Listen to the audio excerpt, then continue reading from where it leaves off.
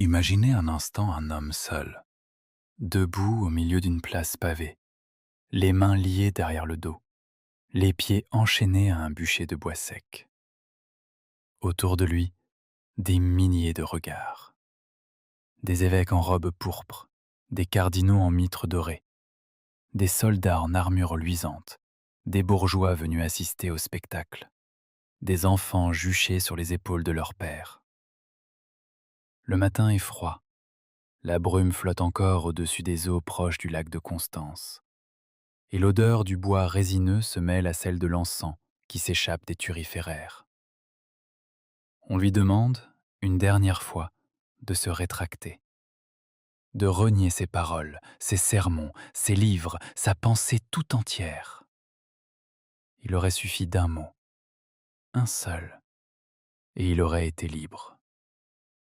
Mais cet homme, ce prêtre tchèque, ce maître de l'université de Prague, lève la tête, regarde le ciel pâle de juillet 1415 et refuse. Pourquoi? Pourquoi un homme préfère-t-il les flammes au silence? Qu'avait-il vu? Qu'avait-il compris? Que tant d'autres avant lui avaient ignoré?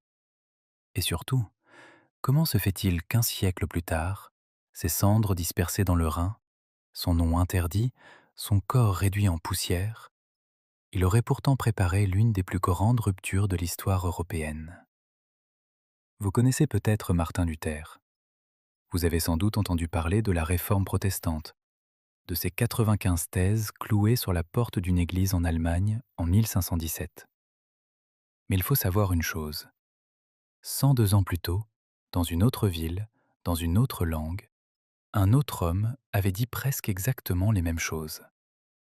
Et il avait payé sa parole de sa vie. Cet homme s'appelait Jan Hus.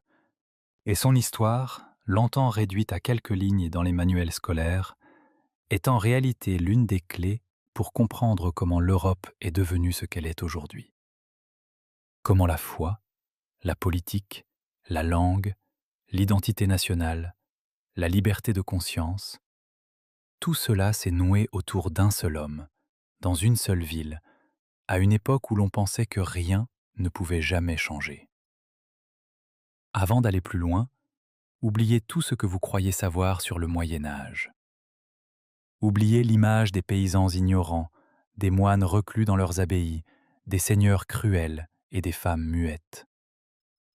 Le monde dans lequel naît Jan Hus, vers 1369 ou 1372, les historiens hésitent encore sur la date exacte, est un monde d'une étonnante effervescence. La Bohême, ce royaume situé au cœur de l'Europe centrale, traversé par la Vltava et bordé de forêts profondes, n'est pas une terre arriérée. C'est au contraire l'une des contrées les plus prospères, les plus cultivées, les plus connectées du continent. Sa capitale, Prague, vient de devenir la résidence impériale de Charles IV, empereur du Saint-Empire romain germanique et roi de Bohême, qui en a fait le centre politique et culturel de l'Europe. La cathédrale Saint-Guy s'élève vers le ciel. Le pont Charles enjambe la rivière et l'université, fondée en 1348, attire des étudiants venus de Pologne, d'Allemagne, de Hongrie, de France, d'Italie. C'est l'une des premières universités d'Europe centrale et certainement l'une des plus vivantes. Mais sous cette splendeur, des fissures se creusent. L'Église catholique, qui depuis des siècles tient l'Europe sous sa houlette, traverse une crise sans précédent. Depuis 1378, le grand schisme d'Occident a divisé la chrétienté. 2 papes, parfois 3, se disputent la tiare. L'un siège à Rome, l'autre à Avignon, et chacun excommunie l'autre, chacun déclare ses sacrements valides et ceux de son rival nuls. Imaginez un instant la confusion des fidèles. À qui obéir? Quel pape entendre? Quel salut espérer? Les rois, les princes, les évêques, les villes, tout le monde prend parti. non par conviction théologique, mais selon les intérêts politiques. La spiritualité s'effrite, les indulgences se vendent comme du pain. Les bénéfices ecclésiastiques s'achètent et se cumulent. Des évêques de 15 ans, nommés grâce à leurs oncles cardinaux, des prêtres incapables de lire le latin de la messe, des moines plus riches que les seigneurs voisins, des nonnes vivant en concubinage. Ce n'est pas un mythe anticlérical inventé après coup. Ce sont des plaintes contemporaines, écrites par des hommes d'Église eux-mêmes, qui voyaient leur institution s'écrouler sous le poids de ses propres compromissions. Dans ce monde-là, naît un enfant, dans un petit village du sud de la Bohême, du nom de Husinek, qui signifie littéralement le lieu des oies. C'est de ce nom que viendra son surnom, puis son nom de famille, Hus, qui veut dire loi en tchèque. La famille est modeste, paysanne sans doute, mais on en sait peu. On sait que sa mère, profondément pieuse, le destine très tôt à la prêtrise. On sait qu'il marche, enfant, des kilomètres pour aller à l'école, qu'il chante dans les chœurs, qu'il sert la messe, qu'il rêve, comme tant d'autres garçons pauvres de son temps, d'échapper à la glèbe par les livres et par la foi. Vers l'âge de 18 ou 19 ans, il quitte son village et part pour Prague. Le voyage dure plusieurs jours. Il marche le long de la Vltava, dort dans des granges, se nourrit de pain noir et d'eau. À chaque pas, le monde s'élargit. Les forêts s'ouvrent sur des champs, les champs sur des bourgs, les bourgs sur des villes, et enfin, un matin, il aperçoit au loin les flèches de Prague qui scintillent dans le soleil levant. La ville l'engloutit. Les rues pavées résonnent du martèlement des sabots, du cri des marchands, du chant des moines. Les odeurs se mélangent. Le pain qui sort des fours, le poisson qui pourrit sur les étals, le crottin des chevaux, l'encens qui s'échappe des chapelles ouvertes. Hus, jeune homme maigre, au visage anguleux, aux yeux clairs, traverse la ville avec un sentiment d'étourdissement et de promesse. Il s'inscrit à l'université. Il choisit la faculté des arts, qui prépare aux études supérieures. Il étudie la grammaire, la rhétorique, la dialectique, l'arithmétique, la géométrie, l'astronomie, la musique, ce que l'on appelle alors le trivium et le quadrivium. Il dort peu, mange peu, lit beaucoup. En 1393, il obtient son baccalauréat S-Art. En 1396, sa maîtrise.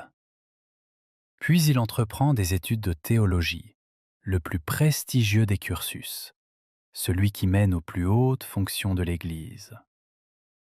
Mais à cette époque, quelque chose d'inattendu se produit dans sa vie. Il découvre les écrits d'un théologien anglais nommé John Wycliffe. Wycliffe, mort en 1384, avait été professeur à Oxford. Il avait osé dire des choses extraordinaires. Que le pape n'avait aucune autorité supérieure aux Écritures. Que les biens de l'Église devaient être pris par le pouvoir civil quand le clergé en abusait. Que les indulgences n'avaient aucun fondement biblique. Que tout chrétien devait pouvoir lire la Bible dans sa propre langue. Que la transsubstantiation, ce dogme selon lequel le pain et le vin de l'Eucharistie deviennent réellement le corps et le sang du Christ, devait être réinterprété à la lumière des textes plus anciens. Wycliffe avait été condamné, ses livres brûlés, ses disciples persécutés. Mais ses écrits avaient voyagé. Comment? Par les mariages royaux. La princesse Anne de Bohême, sœur du roi Wenceslas IV, avait épousé en 1382 le roi Richard II d'Angleterre. Avec elle, des étudiants tchèques étaient partis en Angleterre, et avec eux, à leur retour, étaient revenus dans leurs bagages les manuscrits du théologien anglais. Hus lit Wycliffe avec passion. Il copie ses traités de sa propre main. Il les annote dans les marges, parfois en latin, parfois en tchèque. Et plus il lit, plus il sent monter en lui une indignation sourde, doublée d'une exaltation. Car Wycliffe ne dit pas que la foi est fausse. Wycliffe dit que l'Église, l'institution, s'est éloignée de ce que le Christ avait enseigné. Que les évangiles parlent d'un homme pauvre, qui marche pieds nus, qui chasse les marchands du temple, qui dénonce l'hypocrisie des prêtres de son temps, et que cette parole-là, cette parole originelle, a été enfouie sous des siècles de pouvoir, d'or, de privilèges et de dogmes. Huss regarde autour de lui. Il voit les évêques en carrosse dorée. Il voit les moines obèses qui mangent de la viande pendant le carême. Il voit les paysans qui paient la dîme jusqu'à mourir de faim. Il voit les indulgences qui se vendent dans les rues comme des saucisses. Et il se demande comment l'Église du Christ a-t-elle pu devenir cela? En 1401, Huss est ordonné prêtre. Il a environ 30 ans. C'est un événement majeur dans sa vie. Mais ce n'est pas encore l'événement décisif. Celui-ci survient 2 ans plus tard, en 1402, lorsqu'il est nommé prédicateur à la chapelle de Bethléem, à Prague. Cette chapelle est unique. Elle a été fondée en 1391 par 2 bourgeois de Prague, dans le but explicite de prêcher en langue tchèque et non en latin. À l'époque, c'est presque révolutionnaire. La quasi-totalité des sermons en Europe se font en latin, langue que les fidèles ne comprennent pas, ou en allemand, dans les communautés germanophones. Mais à la chapelle de Bethléem, on parle au peuple dans sa langue. Et le peuple vient. La chapelle peut accueillir près de 3000 personnes, ce qui en fait l'un des plus vastes lieux de prédication d'Europe. Huss monte dans la chaire pour la première fois un dimanche matin. Le bâtiment est plein. Les bourgeois en pelisse bordée de fourrure, les artisans aux mains calleuses, les paysans venus de la campagne, les étudiants qui se faufilent au fond, les femmes qui se serrent dans la nef, les enfants qui pleurent dans les bras de leur mère. Il regarde cette foule et il commence à parler, en tchèque. Sa voix porte loin. Elle est claire, ferme, mais sans agressivité. Il commente les Écritures. Il raconte des histoires de l'Évangile. Il dénonce les abus du clergé, les indulgences, les bénéfices vendus, les évêques absentéistes. Il appelle les fidèles à lire eux-mêmes la Bible, à juger par eux-mêmes, à ne pas se laisser tromper par les apparences. Et il fait quelque chose de plus rare encore. Il rit, il sourit, il fait sourire les gens. Il utilise des proverbes paysans, des images concrètes, des comparaisons tirées de la vie quotidienne. Il dit par exemple qu'un mauvais prêtre est comme une cloche fêlée qui sonne juste, mais qui finit par se briser. Que la richesse de l'Église, c'est comme une bague d'or au museau d'un cochon. Que la confession faite à un prêtre indigne, c'est comme verser de l'eau pure dans un seau crasseux. Le peuple est conquis. En quelques mois, Huss devient l'un des prédicateurs les plus écoutés de Prague. Sa renommée dépasse les murs de la chapelle. Les bourgeois lui demandent conseil. Les nobles l'invitent à leur table. Le roi Venceslas IV lui-même, fils de Charles IV, ce souverain réputé débauché et instable, mais cultivé et lettré, prend le jeune prédicateur sous sa protection. La reine Sophie de Bavière le choisit comme confesseur. Huss, en quelques années, devient une figure publique, écoutée non seulement des humbles, mais des puissants. Et il continue, sermon après sermon, critique après critique. Il dénonce les vices du clergé avec une précision croissante. Il nomme les évêques corrompus. Il pointe du doigt les pratiques scandaleuses. Il appelle à une réforme profonde. Pas une rupture, attention, pas une rébellion, une réforme. Un retour, dit-il, à la pureté de l'Évangile. Mais voyez-vous, Dans ce monde, on ne critique pas l'Église impunément, surtout pas à voix haute, surtout pas en langue vulgaire, surtout pas devant 3000 personnes chaque dimanche. Très vite, Hus se fait des ennemis, beaucoup d'ennemis. Les chanoines de la cathédrale Saint-Guy, dont il dénonce les biens. Les moines mendiants, dont il critique l'hypocrisie. Les évêques étrangers nommés à Prague, qu'il accuse de simonie, c'est-à-dire de l'achat de leurs charges ecclésiastiques. Et surtout, les Allemands, car la Bohême, à cette époque, est un royaume mixte. Les Tchèques forment la majorité de la population, mais les Allemands, installés depuis des siècles dans les villes, dans le clergé, dans l'université, occupent une part disproportionnée des positions de pouvoir. À l'université de Prague, les Allemands disposent de 3 voix sur 4 dans les votes. Les Tchèques, qui sont chez eux, n'ont qu'une seule voix. Hus, profondément attaché à sa langue, à son peuple, à son pays, considère cette situation comme une injustice insupportable.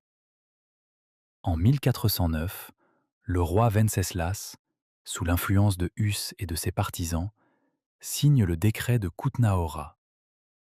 Ce décret renverse la situation. Désormais, les Tchèques disposent de 3 voix sur 4 et les Allemands d'une seule. La réaction est immédiate et brutale. Des milliers d'étudiants et de professeurs allemands, indignés, quittent Prague en masse. Ils partent fonder une nouvelle université à Leipzig, en Saxe, qui deviendra l'une des grandes universités d'Allemagne. Mais à Prague, l'université, désormais dominée par les Tchèques, élit Hus comme recteur. Il est au sommet de sa puissance académique et de son isolement. Car cette victoire a un prix. Elle creuse encore davantage le fossé entre Hus et les autorités ecclésiastiques internationales. L'archevêque de Prague, Zbigniew Zajíc, qui jusque-là tolérait Hus, change d'attitude. En 1410, il fait brûler publiquement, dans la cour de son palais, près de 200 manuscrits de Wycliffe. Les flammes montent dans le ciel froid de Prague et la fumée se répand sur la ville. Les étudiants de l'université, indignés, manifestent dans les rues. Hus, depuis la chaire de Bethléem, dénonce ce geste comme une barbarie. On ne brûle pas des livres. On ne brûle pas des idées. Mais l'archevêque ne s'arrête pas là. Il prononce l'excommunication contre Hus. Il interdit la prédication dans toutes les chapelles privées de Prague, dont la chapelle de Bethléem. Hus refuse d'obéir. Il continue de prêcher. La foule continue de venir. Et puis, en 1411, survient l'épisode des indulgences. Le pape Jean XXIII, l'un des 3 papes qui se disputent alors la chrétienté, lance une croisade contre le roi de Naples, son rival politique. Pour financer cette croisade, il vend des indulgences dans toute l'Europe.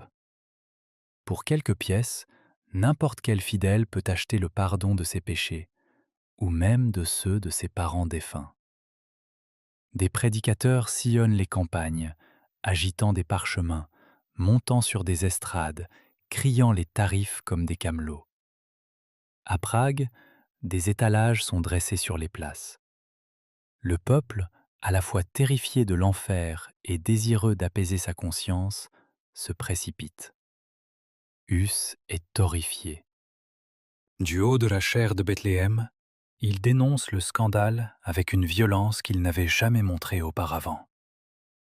Il dit que le pape n'a aucune autorité pour vendre le pardon des péchés, que seul Dieu pardonne, que cette croisade n'est pas une guerre sainte, mais une guerre politique, que ces indulgences ne sont pas un sacrement, mais une fraude. Et il va plus loin. Il s'attaque directement au pape. Il dit qu'un pape qui mène la guerre, qui ment, qui se conduit comme un prince temporel, n'est plus le vicaire du Christ. Que dans ce cas, les fidèles ne lui doivent plus obéissance. C'est une bombe. À Prague, Des étudiants brûlent les bulles d'indulgence sur les places publiques. 3 jeunes hommes, accusés de blasphème pour avoir interrompu un sermon en faveur des indulgences, sont décapités sur ordre du conseil municipal. Hus les ensevelit lui-même dans la chapelle de Bethléem, comme des martyrs. Cette fois, c'est trop. Le pape Jean XXIII prononce à son tour l'excommunication contre Hus. Mais ce n'est pas une simple excommunication. C'est une excommunication majeure, accompagnée de l'interdit, c'est-à-dire de la suspension de tous les sacrements dans tout lieu où Hus se trouve. Imaginez les conséquences. Tant que Hus reste à Prague, plus de baptême, plus de mariage, plus d'extrême-onction, plus d'enterrement chrétien pour les habitants de la ville. Les nouveau-nés meurent sans baptême, les vieillards rendent l'âme sans absolution, les morts s'accumulent dans les caves sans pouvoir être inhumés en terre consacrée. La pression sur Hus devient insoutenable. Pour épargner à sa ville cette catastrophe spirituelle, Hus prend une décision déchirante. À l'automne 1412, il quitte Prague. Il se retire dans la campagne. Pendant 2 ans, il vit dans des châteaux de petits seigneurs sympathisants dans le sud de la Bohême. Il erre, il prêche, il écrit. C'est durant cette période qu'il rédige son œuvre la plus importante, le traité De Ecclesia, en latin qui veut dire de l'Église. Dans ce livre, il développe ses idées avec une rigueur théologique impressionnante. Il dit que l'Église véritable n'est pas l'institution romaine, mais l'ensemble des élus, des prédestinés, ceux que Dieu a choisis depuis l'éternité. Que le Christ, et non le pape, est le seul chef de l'Église. Que les Écritures sont la seule autorité absolue. Que tout chrétien doit obéir à Dieu plutôt qu'aux hommes, fussent-ils papes ou cardinaux. Que l'autorité morale d'un prêtre indigne pouvait être contestée, même si la question de la validité des sacrements restait théologiquement explosive. Et que les fidèles ont le droit, et même le devoir, de juger leur pasteur. C'est pendant ces années d'exil rural que Hus accomplit aussi une tâche d'une portée immense, mais souvent oubliée. On lui attribue traditionnellement un rôle majeur dans la réforme de l'orthographe tchèque. Le traité Orthographia Bohemica, souvent associé à son nom, propose l'usage de signes diacritiques pour noter plus clairement les sons du tchèque, même si l'attribution exacte de ce texte reste discutée. Il écrit aussi des sermons, des hymnes, des cantiques en tchèque. Il transforme une langue principalement orale en langue littéraire, capable de porter la pensée théologique la plus complexe. À ce titre, Jan Hus n'est pas seulement un réformateur religieux. Il est, en quelque sorte, le père fondateur du tchèque moderne. Comme Dante l'a été pour l'italien, comme Luther le sera pour l'allemand, Hus deviendra l'une des grandes figures fondatrices du tchèque écrit. Sans lui, la Bohême aurait peut-être perdu sa langue, absorbée par le latin du clergé ou l'allemand des élites. Mais pendant qu'il écrit, qu'il prêche, qu'il chemine de village en village, le monde extérieur se met en mouvement. Le grand schisme, qui dure depuis plus de 30 ans, devient insoutenable. L'Europe veut un seul pape, une église unifiée, la fin du scandale. En 1414, l'empereur Sigismond, frère de Venceslas et roi de Hongrie, convoque un grand concile à Constance, ville libre d'empire située au bord du lac de Constance, à la frontière de l'actuelle Allemagne et de la Suisse. C'est l'un des plus vastes rassemblements de l'histoire de l'Église catholique. Plus de 70 000 personnes affluent dans cette petite ville qui en comptait à peine 7 000 avant l'événement. Cardinaux, évêques, abbés, théologiens, princes, ambassadeurs, mais aussi marchands, artisans, prostituées, jongleurs, mendiants. La ville déborde. Les maisons sont louées à prix d'or. Les auberges affichent complet. On dort dans les granges, dans les ruelles, dans les bateaux amarrés au port. L'odeur des feux de cuisine, du fumier, des corps entassés se mêle à celle de l'encens des innombrables messes. C'est dans ce contexte que Sigismond invite Jan Hus à venir s'expliquer devant le concile. Il lui promet une chose précieuse, un sauf-conduit impérial. Un document scellé du sceau de Sigismond qui garantit à Hus la sécurité de sa personne, quelles que soient les circonstances, à l'aller comme au retour. Un papier qui dit, en substance, que celui qui touchera à un cheveu de sa tête s'attaquera à l'empereur lui-même. Hus hésite. Ses amis le supplient de ne pas y aller. Ils le savent. Wycliffe, lui, n'a survécu que parce qu'il avait des protecteurs en Angleterre et qu'il était mort de sa belle mort dans son lit. Hus, lui, va se jeter dans la gueule du loup. Mais Hus est un homme de foi. Il croit que son innocence sera reconnue. Il croit que l'Évangile triomphera. Il croit que l'empereur tiendra parole.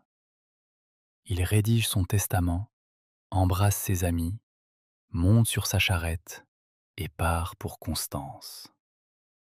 Octobre 1414. Le voyage dure plusieurs semaines. Il traverse la Bohême, la Bavière, le Wurtemberg. À chaque étape, il prêche dans les églises, parle aux foules qui se rassemblent, dîne chez des notables curieux de cet hérétique tchèque dont la rumeur grandit. Il arrive à Constance le 3 novembre 1414. Il est logé dans une maison modeste près du couvent dominicain.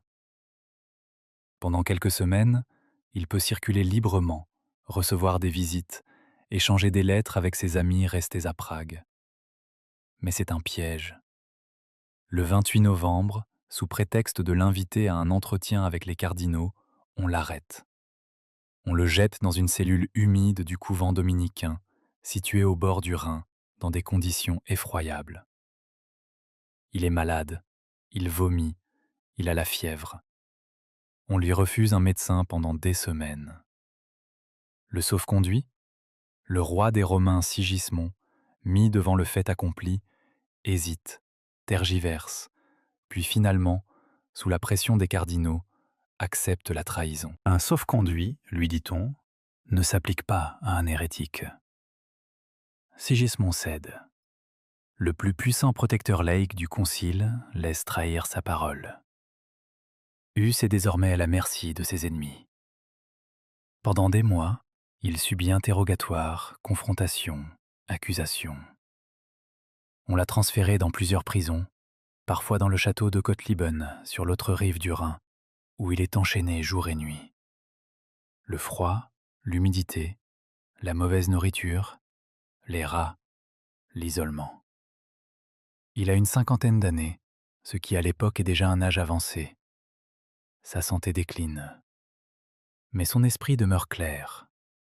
Lorsqu'on le fait comparaître devant le concile, il défend ses positions avec une logique implacable. Il demande qu'on lui prouve, par les Écritures, qu'il s'est trompé. Il dit qu'il rétractera tout ce qu'on pourra lui démontrer comme erreur, mais qu'il refuse de se rétracter sur des accusations fausses ou sur des positions qu'il n'a jamais tenues. Car le procès, voyez-vous, est truqué. On lui attribue des thèses qu'il n'a jamais soutenues. On lit des extraits hors contexte de ses livres. On le confond avec Wycliffe, dont il ne partage pas toutes les idées. Quand il veut s'expliquer, on le fait taire. Quand il veut se défendre, on le hue. Et puis vient le moment fatidique. Au début de l'été 1415, après plusieurs comparutions tumultueuses, le concile décide. Hus est déclaré hérétique. Ses livres sont condamnés à être brûlés. Lui-même est livré au bras séculier, c'est-à-dire au pouvoir civil, qui se chargera de l'exécution. Car l'Église, officiellement, ne tue pas, elle livre. Le 6 juillet 1415, on le conduit dans la cathédrale de Constance pour la cérémonie publique de dégradation. On le revêt des habits sacerdotaux, comme s'il allait dire la messe. Puis on les lui arrache un à un, en disant à chaque vêtement enlevé une formule rituelle qui le dépouille de sa qualité de prêtre. On lui rase la tonsure.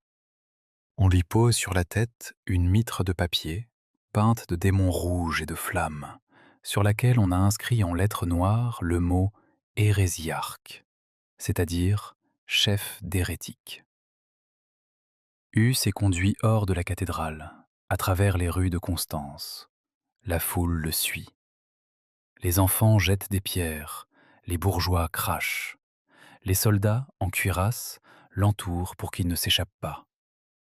On passe devant le palais épiscopal, où l'on brûle déjà ses livres. Il regarde les flammes consumer ses années de travail. Il aurait dit, selon les chroniqueurs présents, qu'il riait intérieurement à l'idée que des flammes brûlaient le papier, mais ne pouvaient brûler la pensée. On arrive enfin sur le lieu de l'exécution, à l'extérieur des murs de la ville, dans un pré nommé le Brûle, près de la porte Gottliber. Le bûcher est dressé. C'est un poteau, autour duquel on a empilé du bois, des fagots, de la paille. On attache Huss au poteau avec des chaînes. On lui lie les mains derrière le dos. On lui passe une corde autour du cou pour le maintenir droit. On lui demande, une dernière fois, de se rétracter. Il aurait suffi d'un mot. On lui aurait peut-être ouvert les chaînes, peut-être seulement épargné les flammes au profit d'une prison à vie. Mais Huss regarde la foule. Il regarde le ciel. Il aurait dit, en latin, qu'il préférait mourir dans la vérité que de vivre dans le mensonge. Et il aurait ajouté, dans une formule que la légende a brodée mais dont l'esprit semble authentique, que ses ennemis cuisaient aujourd'hui une noix, mais que dans 100 ans viendrait un signe qu'il ne pourrait pas faire taire. Loi, en tchèque, c'est Husa, son propre nom. Le signe, dirait-on plus tard, ce serait Luther. 102 ans plus tard, presque jour pour jour, Luther afficherait ses thèses à Wittenberg. Coïncidence? Prophétie? Légende? Peu importe. Ce que l'histoire retient, c'est que les paroles de Huss ont été comme une graine semée dans le sol froid de l'Europe. Une graine qui mettrait un siècle à germer, mais qui finirait par fleurir. Le bourreau allume le feu. Les flammes prennent rapidement, le bois sec craque, la paille s'embrase. On entend Huss prier, en latin et en tchèque. Il chante des psaumes. Il invoque le nom du Christ. Sa voix s'éteint dans le rugissement du brasier. En quelques minutes, il est mort. Pour s'assurer qu'aucune relique ne soit conservée, les autorités font tout brûler une seconde fois. Les os, les cendres, les vêtements, jusqu'à la terre du pré qui a absorbé sa graisse. On pile, on tamise, on disperse. Et finalement, on jette les cendres dans le Rhin, ce fleuve qui coule à quelques pas du lieu d'exécution.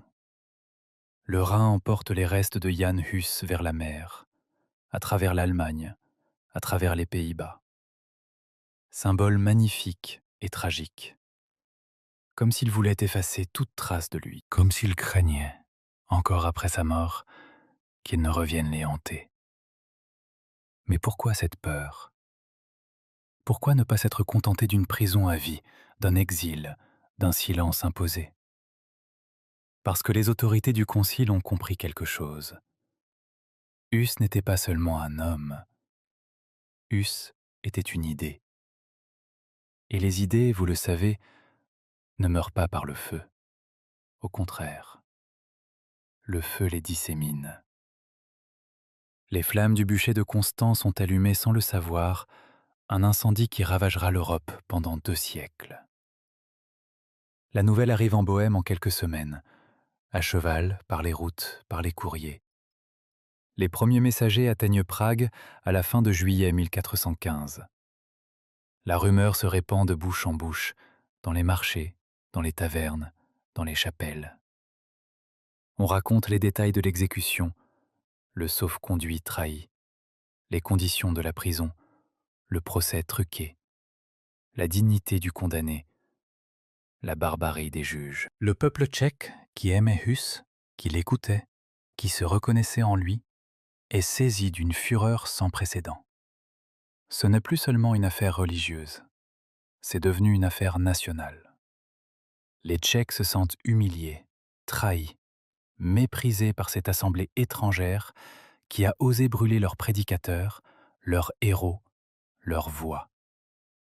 Très vite, des nobles tchèques se rassemblent. En septembre 1415, plus de 450 seigneurs de Bohême et de Moravie signent une lettre de protestation au Concile de Constance. C'est un document extraordinaire. Ils y dénoncent l'exécution de Hus comme une violation du droit, comme une insulte au royaume de Bohême, comme un crime contre un homme dont l'orthodoxie n'a jamais été démontrée. Ils refusent l'autorité du concile. Ils s'engagent à protéger les prêtres qui prêcheront dans l'esprit de Hus. Cette lettre est l'un des premiers actes politiques de masse fondés sur la foi en Europe. C'est une déclaration d'indépendance spirituelle. Dans les mois qui suivent, un mouvement se forme. On l'appellera plus tard le hussitisme. Ses partisans s'appellent eux-mêmes les Tchèques fidèles à la vérité de la loi de Dieu. Ils adoptent un symbole, un calice, en référence à une revendication précise. Dans la liturgie catholique de l'époque, seuls les prêtres ont le droit de boire le vin lors de la communion. Les laïcs, eux, ne reçoivent que le pain. Or, dans l'Évangile, le Christ avait dit, à propos du vin, « Prenez et buvez en tous ». Les hussites exigent donc que tous les fidèles, prêtres comme laïcs, reçoivent les deux espèces, le pain et le vin. Cette revendication semble mineure, mais elle est explosive, car elle remet en question la séparation entre le clergé et les fidèles. Elle dit que devant Dieu, il n'y a pas de privilégiés. Elle abolit, symboliquement, la hiérarchie. Le mouvement se radicalise rapidement. En juillet 1419, exactement 4 ans après la mort de Hus, à Prague, une foule menée par un prédicateur radical nommé Jean de Selau envahit l'hôtel de ville de la nouvelle ville. Les conseillers, partisans du roi et hostiles aux hussites, sont jetés par les fenêtres. C'est ce qu'on appelle la première défenestration de Prague. 7 ou 8 hommes meurent en s'écrasant sur les pics que la foule a dressés en bas. C'est le premier acte ouvert de révolution. Le roi Venceslas, déjà malade, succombe à une crise cardiaque quelques semaines plus tard, en août 1419, en apprenant la nouvelle. Son frère, l'empereur Sigismond, celui-là même qui avait trahi le sauf-conduit de Hus, hérite du trône de Bohême. Mais les Tchèques refusent de le reconnaître. Sigismond est, à leurs yeux, l'assassin de leur héros. C'est le début des guerres hussites. Pendant près de 15 ans, de 1419 à 1434, la Bohême résiste à toute l'Europe coalisée contre elle. Le roi des Romains Sigismond, le pape Martin V, les princes allemands lancent 5 grandes croisades successives contre les hussites. 5 armées immenses, parfois plus de 100 000 hommes, pénètrent en Bohême. 5 fois, elles sont écrasées par les hussites. Comment cela est-il possible? Comment un petit royaume peut-il vaincre l'Europe entière? Grâce à un homme et grâce à un système. L'homme s'appelle Jan Žižka. C'est un noble pauvre, borgne depuis l'enfance, ancien combattant de la bataille de Tannenberg en 1410, où les Polonais et les Lituaniens avaient écrasé les chevaliers teutoniques. Žižka est un génie militaire. Il invente ou perfectionne plusieurs tactiques révolutionnaires. Sa plus célèbre invention, c'est le Wagenburg, ou camp de chariots. Žižka prend des chariots de paysans les renforce avec des planches, les arme de petits canons et d'arquebuses et les dispose en cercle, attachés les uns aux autres par des chaînes. À l'intérieur de ce cercle, il place ses fantassins, armés de fléaux à battre le blé, modifiés en armes de guerre et de longues piques. Quand les chevaliers ennemis chargent, ils se brisent contre la muraille de chariots. Les arquebuses tirent à bout portant, les fléaux moulinent, les piques transpercent, les chevaux hennissent, tombent, écrasent leurs cavaliers. Et puis, quand l'ennemi est désorganisé, les chariots s'ouvrent, les hussites jaillissent, et c'est le carnage. Žižka invente, en quelque sorte, la guerre moderne. Il abandonne la cavalerie lourde, pilier de l'armée médiévale, au profit de l'infanterie populaire et de l'artillerie. Il transforme des paysans en soldats invincibles. Il remporte bataille après bataille. Soudomnière en 1420, le mont Vitkov en 1420, Vyšehrad en 1420, Kutná Hora en 1421, Nemecký Brod en 1422, Rožice en 1423. Et pendant qu'il combat, il devient totalement aveugle. Une flèche lui crève son œil restant lors d'un siège en 1421. Mais il continue de commander. Aveugle, il dirige ses armées par les sons, par les rapports de ses lieutenants, par la mémoire des terrains. Il ne perd jamais une bataille.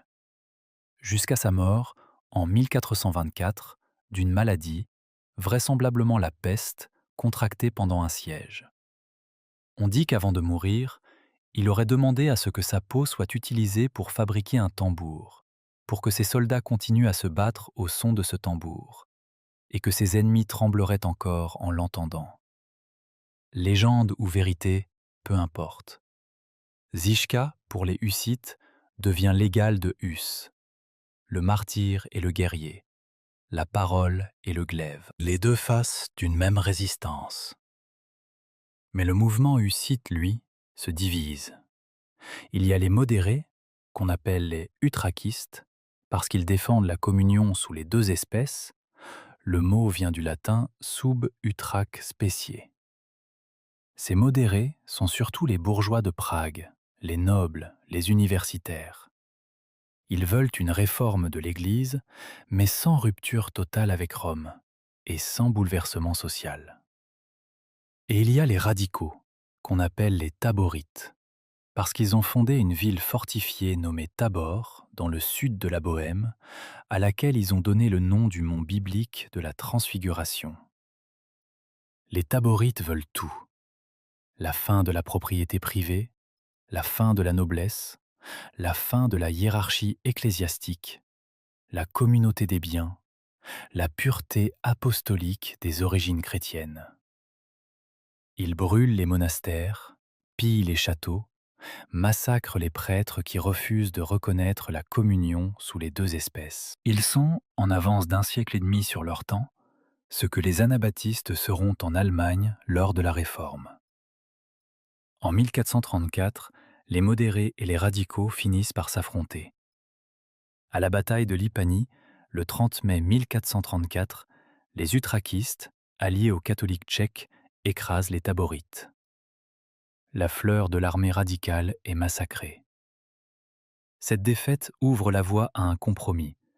En 1436, le concile de Bâle, successeur de celui de Constance, signe avec les hussites modérés les fameux compactats.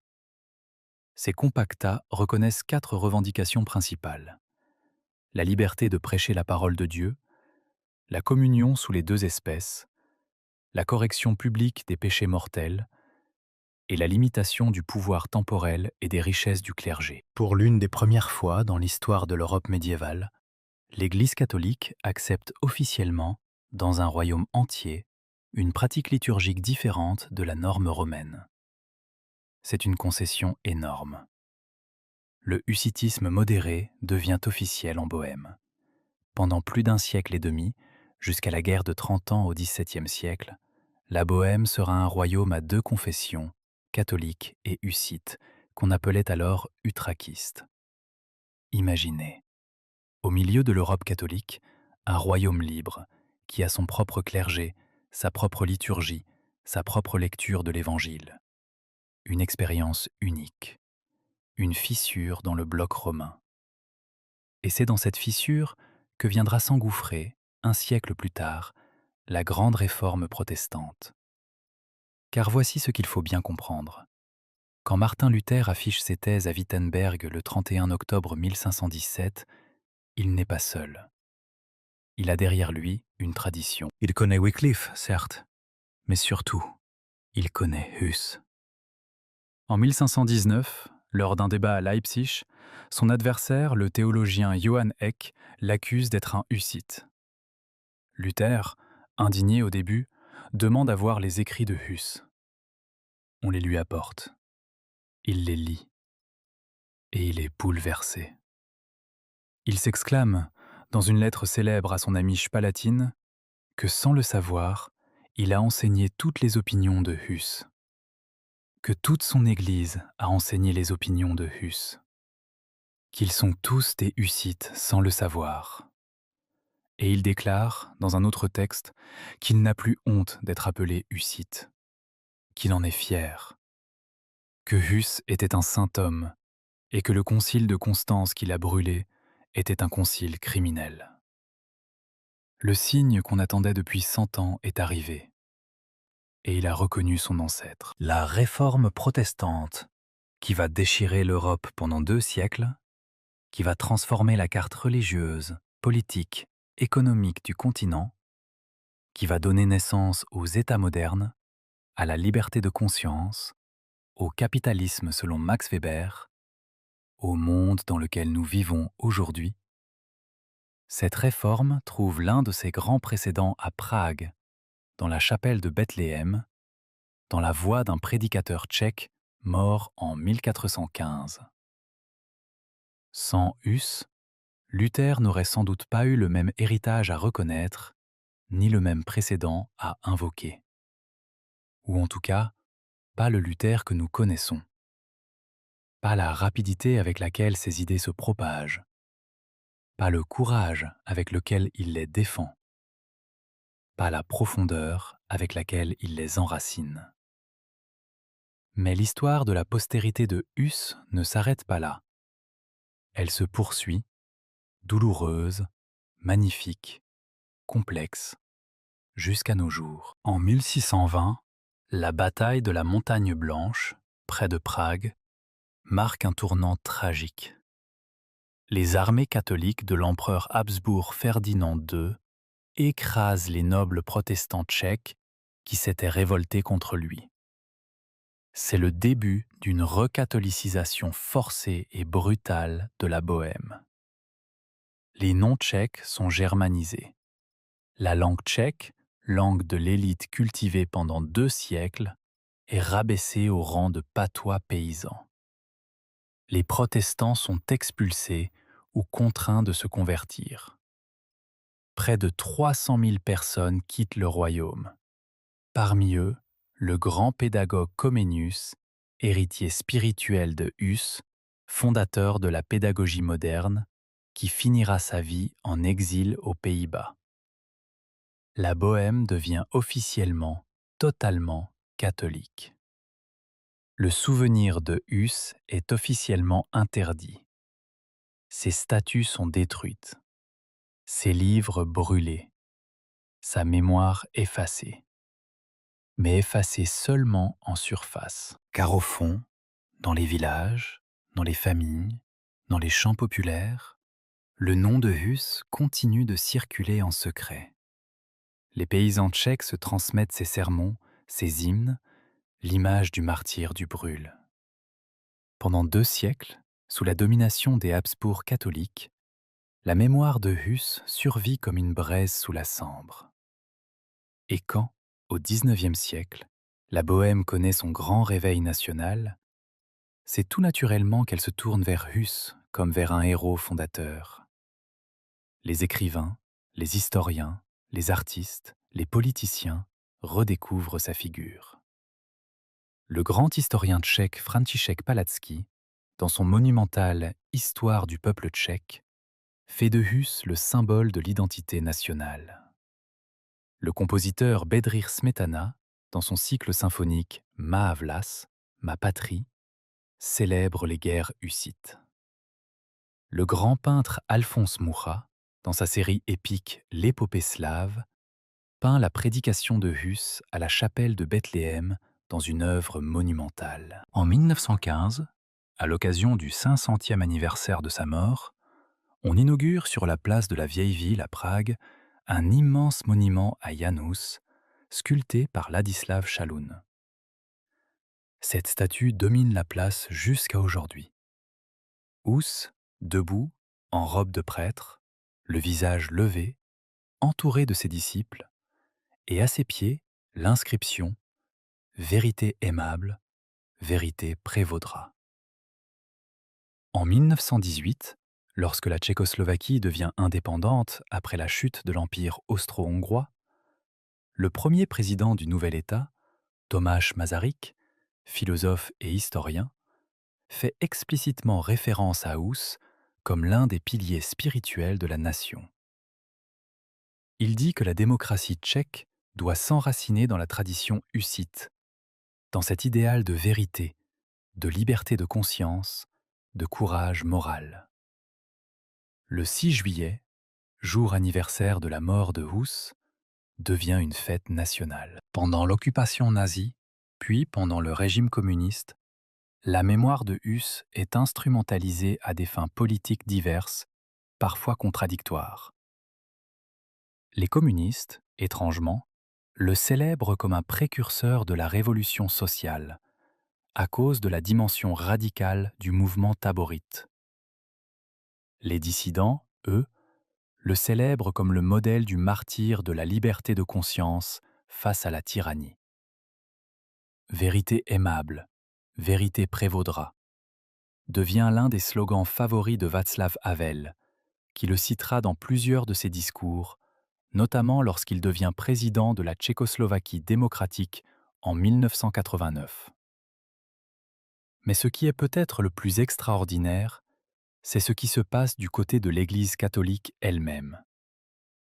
Pendant 500 ans, Rome avait considéré Hus comme un hérétique justement condamné. Les manuels scolaires catholiques le présentaient comme un dangereux séditieux, un précurseur de Luther dans le mauvais sens du terme. Mais à la fin du XXe siècle, sous l'impulsion du pape Jean-Paul II, qui était lui-même slave, l'Église commence à réexaminer son passé. En 1999, lors d'un symposium tenu au Vatican, le pape Jean-Paul II exprime son profond regret pour la mort cruelle infligée à Jan Hus. Il ne va pas jusqu'à le réhabiliter formellement, ni à canoniser sa mémoire, mais il reconnaît, pour la première fois publiquement, que Hus avait été un homme de foi sincère, un réformateur dont les intentions étaient nobles, et que sa condamnation avait été une faute. Le pape François, dans la décennie suivante, évoquera lui aussi Jan Hus dans un esprit de réconciliation, sans toutefois le réhabiliter formellement, ni trancher définitivement toutes les questions doctrinales liées à sa condamnation. Quel renversement! L'homme qu'on a brûlé en 1415 est aujourd'hui regardé par beaucoup de catholiques eux-mêmes comme un réformateur sincère, même si toutes les questions théologiques liées à sa condamnation ne sont pas effacées. 600 ans pour qu'une vérité soit acceptée. 600 ans pour qu'un homme cesse d'être un criminel et redevienne un témoin. Vous mesurez la lenteur des institutions humaines. Vous mesurez aussi leur capacité malgré tout à se corriger. Combien de Hus dans l'histoire? Combien de voix lucides étouffées par le pouvoir, brûlées par les institutions, effacées par la propagande? Et combien d'entre elles, des siècles plus tard, finissent par s'imposer comme des évidences? Galilée, Spinoza, Giordano Bruno, Étienne Doley, Anne Hutchinson. La liste serait longue. Huss, parmi eux, occupe une place singulière, parce qu'il a été à la fois le précurseur de la réforme religieuse et le père d'une nation. Une dimension spirituelle et une dimension politique. Une œuvre intellectuelle et un geste héroïque. Que reste-t-il de Huss aujourd'hui, concrètement? Beaucoup de choses en vérité. La langue tchèque, qu'il a contribué à standardiser, est encore parlée par 10 millions de personnes.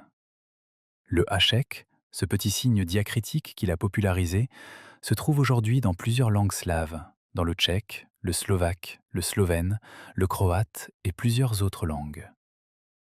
La liturgie de l'Église évangélique des Frères tchèques, qui descend directement du hussitisme, est encore célébrée dans des centaines de paroisses en République tchèque, en Slovaquie et même aux États-Unis, où des émigrés moraves en ont apporté la pratique au XVIIIe siècle.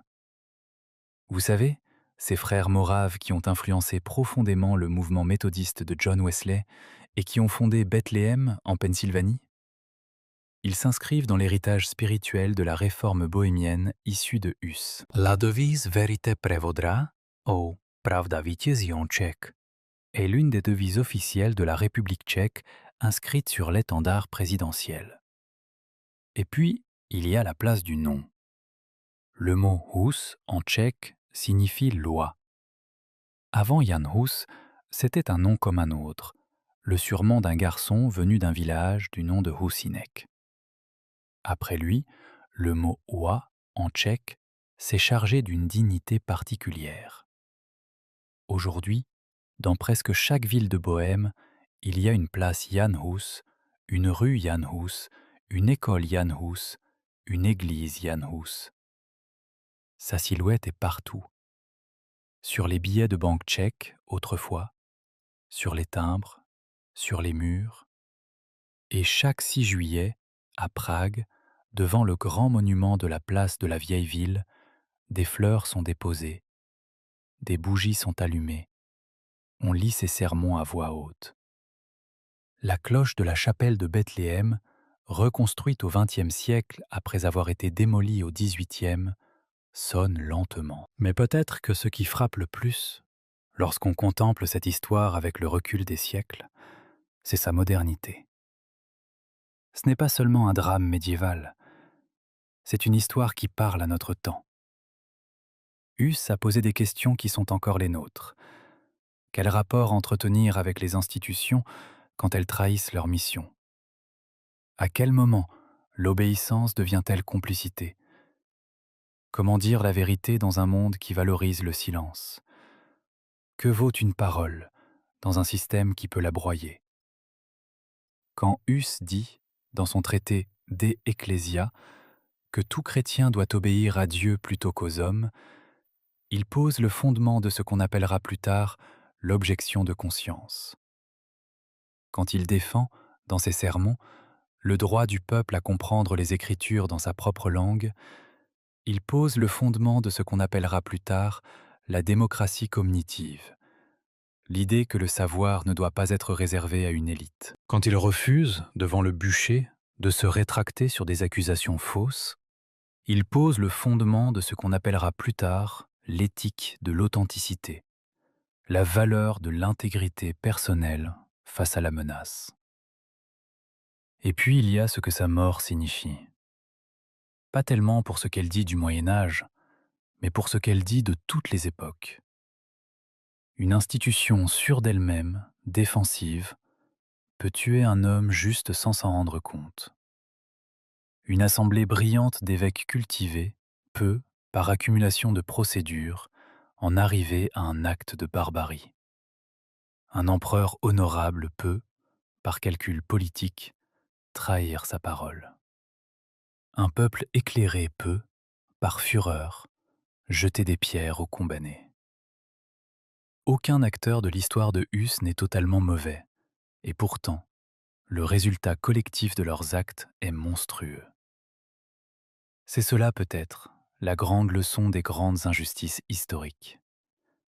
Elles ne sont pas l'œuvre de monstres, elles sont l'œuvre d'hommes ordinaires, dans des systèmes qui les dépassent. Et c'est pourquoi, 600 ans plus tard, Sa figure conserve cette puissance d'interpellation. Nous ne sommes pas si différents des juges de Constance. Nous pouvons, sans le savoir, condamner des justes. Nous pouvons, sans le vouloir, étouffer des vérités. Nous pouvons, par habitude, par confort, par lâcheté, devenir les rouages d'une machine que nous désapprouverions si nous la regardions de l'extérieur. Voilà pourquoi l'on continue à raconter cette histoire. Voilà pourquoi, dans les écoles tchèques, à chaque génération, des enfants apprennent les mots de Hus. Voilà pourquoi, dans les universités du monde entier, des étudiants en théologie, en histoire, en philosophie, étudient encore ces traités. Voilà pourquoi, à Constance même, ville allemande qui jadis l'avait condamné, un musée lui est consacré aujourd'hui. Le musée Jan Hus, dans la maison où il aurait séjourné lors de son arrivée en novembre 1414, accueille chaque année des milliers de visiteurs. Et dans le pré du Brûle, à l'endroit même où le bûcher a brûlé, un grand bloc de granit a été dressé. On y lit, en allemand, en tchèque et en latin, son nom, ses dates et une inscription simple, à peu près en ces termes. Ici, Jan Hus, le 6 juillet de l'année 1415, est mort pour la vérité. Pour la vérité. Pas pour une opinion, pas pour une thèse, pas pour un parti. Pour la vérité. Le mot, dans sa simplicité, donne le frisson. Et pourtant, qu'est-ce que la vérité? Cette question, vieille comme le monde, posée par Pilate au Christ dans l'Évangile, traverse toute la vie de Hus. Pour lui, la vérité n'est pas un système, ni un dogme, ni un catalogue d'idées. C'est une expérience vivante, une fidélité, une quête. C'est ce qui correspond à l'Évangile lu dans son texte le plus pur. C'est ce qui sort de la bouche d'un prédicateur sincère et qui touche le cœur d'un fidèle attentif. C'est ce qui résiste à la pression des institutions, à la séduction des honneurs, à la peur de la mort. La vérité, pour Hus, ce n'est pas ce qu'on croit, c'est ce pourquoi on est prêt à mourir. C'est, peut-être, ce qui distingue une opinion d'une conviction. Une opinion, on la change. Une conviction, on la garde, même quand elle vous coûte la vie. Vous remarquerez que cette définition est très éloignée de notre rapport contemporain à la vérité. Aujourd'hui, dans le bruit des réseaux sociaux, dans la prolifération des opinions, dans l'effondrement des autorités, on a tendance à dire que chacun a sa vérité, que tout se vaut, que personne ne peut prétendre détenir la vérité. C'est, sans doute, une réaction légitime aux excès des grandes institutions qui, comme l'Église médiévale, prétendaient avoir le monopole du vrai. Mais Hus, depuis son bûcher de Constance, nous adresse une autre leçon. La vérité, dit-il, n'est ni le dogme imposé par les institutions, ni l'opinion subjective de chacun. C'est une exigence, une recherche patiente, une fidélité douloureuse. Et parfois, quand le monde se ligue contre elle, c'est un acte. Un acte qui peut coûter cher. Un acte qui peut consumer une vie.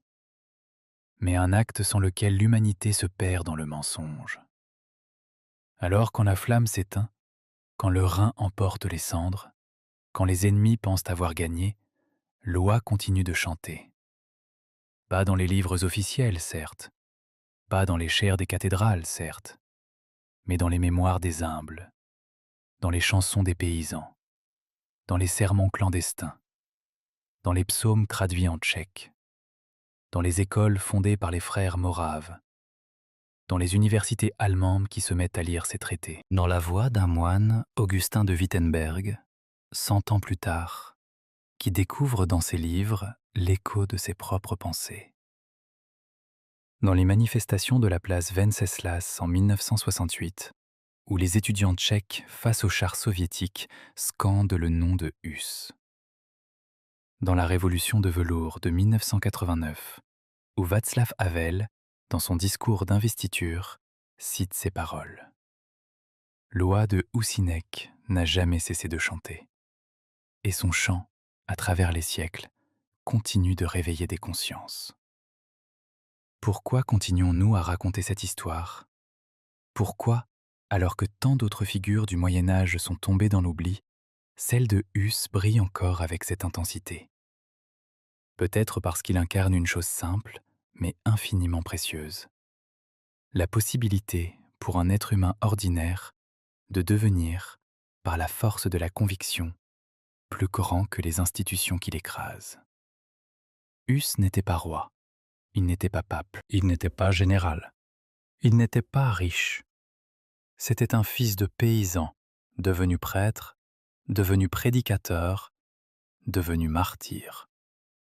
Un homme parmi des milliers d'autres qui auraient pu mourir oublié dans un village obscur, mais qui, à un moment précis de sa vie, a refusé de se taire.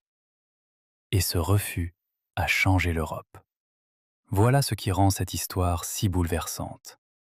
Elle nous rappelle que l'histoire n'est pas seulement faite par les puissants, par les conquérants, par les rois. Elle est aussi faite, parfois, par des hommes seuls, debout devant un bûcher, qui regardent le ciel et qui disent « Non, non, je ne renierai pas. Non, je ne mentirai pas. Non, je ne serai pas l'instrument de votre mensonge. » Et parfois, ces noms solitaires deviennent, des siècles plus tard, des oui collectifs, des libérations, des renaissances, des révolutions. Hus, dans son bûcher, a allumé un feu qui n'a cessé de couver, qui s'est rallumé avec Luther, qui a éclairé Calvin, qui a illuminé les Lumières, qui a traversé les révolutions modernes, qui brûle encore aujourd'hui, sous d'autres formes, dans toutes les voix qui osent dire non aux puissances injustes. Et puis vous savez, il y a une chose étrange à propos des cendres dispersées dans le Rhin. Le Rhin, ce fleuve sacré de l'Europe qui traverse l'Allemagne, les Pays-Bas et finit dans la mer du Nord, est l'un des grands axes culturels du continent. Il a porté les abbayes, les cathédrales, les universités, les marchands, les armées, les pèlerins. Quand on a jeté les cendres de Hus dans ce fleuve, on a pensé qu'on les effaçait. Mais en réalité, on les a dispersées dans toute l'Europe. Symboliquement, ces cendres ont voyagé à Strasbourg, à Mayence, à Cologne, à Rotterdam, dans toutes les villes que le Rhin baigne, comme si l'idée même que l'on voulait réduire à néant s'était diluée dans les eaux du continent, pour réémerger partout, à différents moments, sous différentes formes. Le Rhin, par un retournement involontaire, est devenu le messager de Hus, son ambassadeur muet, son fleuve de la mémoire. Sur les rives du lac de Constance, aujourd'hui, les promeneurs qui longent le sentier qui mène vers le Brûle peuvent voir le fameux bloc de granit. Un peu plus loin, dans la vieille ville, ils peuvent visiter la maison-musée. Plus loin encore, ils peuvent franchir le Rhin sur l'un des ponts qui enjambent le fleuve et s'arrêter un instant pour regarder l'eau couler. Cette eau qui, 600 ans plus tôt, a emporté les restes d'un prêtre tchèque vers l'inconnu. Cette eau qui, sans le savoir, a transporté avec elle l'une des plus grandes idées de l'histoire européenne, que la conscience individuelle est inviolable, que la vérité ne se vend pas, que la parole d'un homme libre peut résister aux empires, que le bûcher des bourreaux peut devenir le berceau des révolutions. Voilà l'histoire de Jan Hus. Voilà comment un homme, né dans un village d'oies au sud de la Bohême, est devenu le père spirituel de la réforme protestante, le fondateur littéraire de la langue tchèque et le symbole éternel du courage de la conscience. Voilà comment son nom, qu'on voulait effacer, est devenu l'un des noms les plus vivants de l'histoire européenne. Voilà comment ces paroles, qu'on voulait taire, continuent de résonner dans les écoles, dans les églises, dans les rues, dans les cœurs. Voilà comment cet homme, dont les cendres ont été dispersées dans le Rhin, a fini par envahir toute l'Europe, en silence, à travers les siècles, comme une marée lente et inexorable. Pourquoi continuons-nous à raconter cette histoire comme si elle était simple? Elle ne l'est pas. Elle est traversée de paradoxes, de contradictions, de zones d'ombre. Hus a contribué à fonder l'identité nationale tchèque. Mais ce nationalisme s'est parfois retourné contre les Allemands de Bohême, qui n'étaient pas tous des oppresseurs. Hus a défendu la traduction de la Bible en langue vernaculaire, mais ses successeurs taborites ont brûlé des bibliothèques entières. Hus a prêché la pauvreté évangélique, mais les compactats de Bâle ont consacré une église utraquiste qui s'est elle-même hiérarchisée. L'histoire ne suit jamais une ligne droite. Les héros ne sont jamais purs. Les institutions ne sont jamais totalement mauvaises. Et c'est précisément cela qui rend l'histoire si humaine, si complexe, si fascinante. Ce qui est sûr, c'est que sans Jan Hus, sans son courage solitaire un matin d'été à Constance, l'Europe ne serait pas ce qu'elle est. Le concile de Constance, qui voulait restaurer l'unité de la chrétienté, l'a en réalité fissurée pour toujours. En croyant tuer un homme, ces juges ont tué leur propre légitimité. En croyant éteindre une voix, ils l'ont amplifiée à l'infini. Il y a, dans les grandes injustices, cette ironie tragique. Elles produisent l'inverse de ce qu'elles cherchent. Elles transforment leurs victimes en martyrs. Elles transforment leurs cendres en semences. Elles transforment leurs bûchers en phares. Hus le savait peut-être, ce matin du 6 juillet 1415, lorsqu'il a regardé une dernière fois le ciel pâle de Constance avant que les flammes ne montent. Il savait peut-être que sa mort ne serait pas une fin, mais un commencement. Et c'est sur cette image que je voudrais clore cette histoire. Cette image d'un homme seul, debout, attaché à un poteau, refusant de se rétracter. Cette image qui, à travers les siècles, traverse les mémoires comme une lumière. Cette image qui dit à chacun d'entre nous, à travers l'épaisseur du temps, qu'il est possible, même seul, même menacé, même condamné, de rester fidèle à ce que l'on croit vrai. Que les flammes qui brûlent un corps ne brûlent pas une idée. Que les cendres dispersées dans un fleuve peuvent fleurir 5 siècles plus tard, dans les langues, dans les institutions, dans les libertés que nous vivons aujourd'hui, sans même y penser. La cathédrale de Constance existe encore, debout, au bord du lac. Le pré du Brûle est encore là, paisible, herbeux, traversé par des promeneurs distraits. La chapelle de Bethléem à Prague a été reconstruite, et l'on peut y entendre, certains jours, des sermons qui rappellent ceux que Hus prononçait il y a 6 siècles. La place de la vieille ville est toujours là, et la statue de Saloun continue de regarder les passants.